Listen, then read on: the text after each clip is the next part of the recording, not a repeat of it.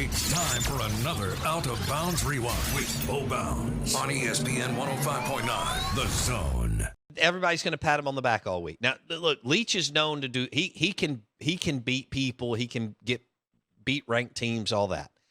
Had a tendency to have some head scratching losses over the years. And look, he's an excellent coach.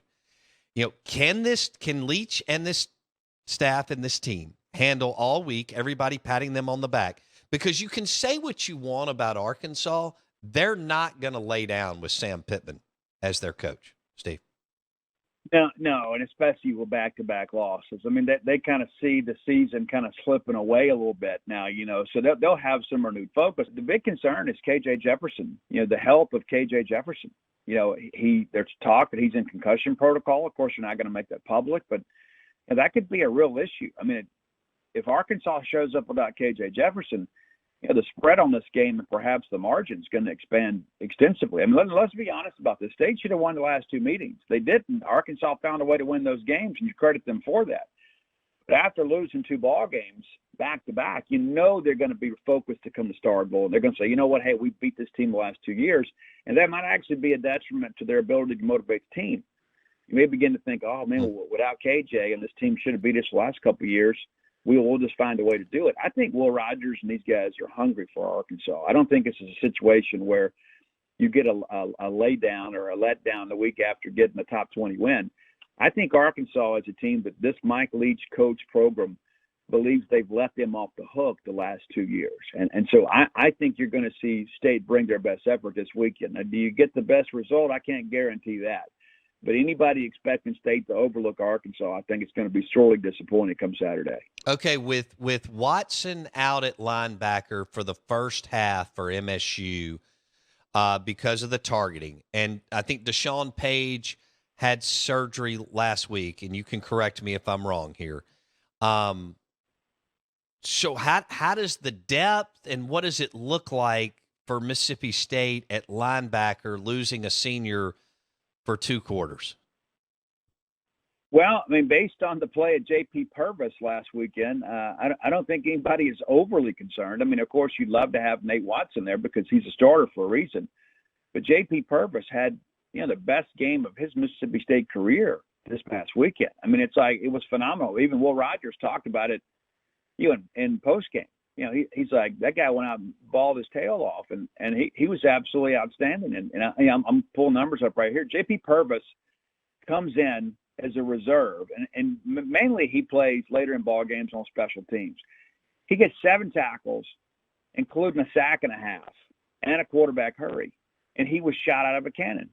So I think sometimes you find kind of depth by default, because guys are put in a situation where it's like you have no choice but to play. And I thought J.P. Purvis was absolutely outstanding. I've always been high on this kid, and people forget he had that really terrible car accident that nearly killed him and DeMonte Russell and a friend of theirs. And I think now he's healthy, but I think he also believes he's healthy. Okay. And his what is outstanding.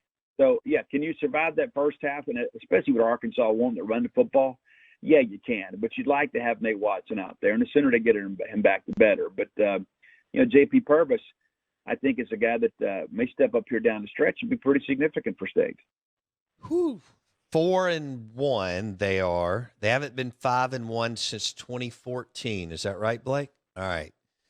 Line 6.5. So it's moving towards the Dogs. I don't know if you noticed that. Are you overly confident, or are you cautiously optimistic as they march into this one?